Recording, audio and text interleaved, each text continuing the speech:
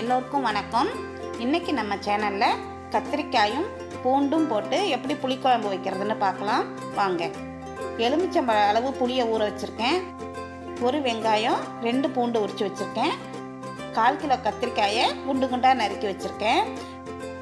ஒரு எண்ணெய் சட்டியில் ஒரு குழிக்கரண்டி நல்லெண்ணெய் ஊற்றி எண்ணெய் சூடானதும் வெந்தயம், பூண்டு, வெங்காயம் தாளிச்சுக்கிட்டு கத்திரிக்காயும் போட்டு வதக்குங்க.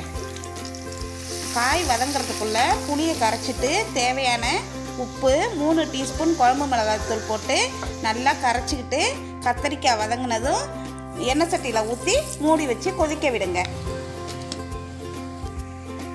2 நிமிஷத்தில் குழம்பு நல்லா கொதிச்சிடும்.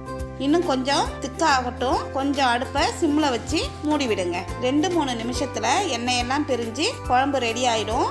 இப்போ அடுப்பை ஆஃப் பண்ணிடலாம். சூடான சாதத்தில் இந்த குழம்பை ஊற்றி சாப்பிட்டுட்டு எப்படி இருக்குன்னு எனக்கு கமெண்டில் சொல்லுங்கள். இந்த வீடியோ உங்களுக்கு பிடிச்சிருந்தா லைக் பண்ணுங்கள், ஷேர் பண்ணுங்கள், சப்ஸ்கிரைப் பண்ணுங்கள்.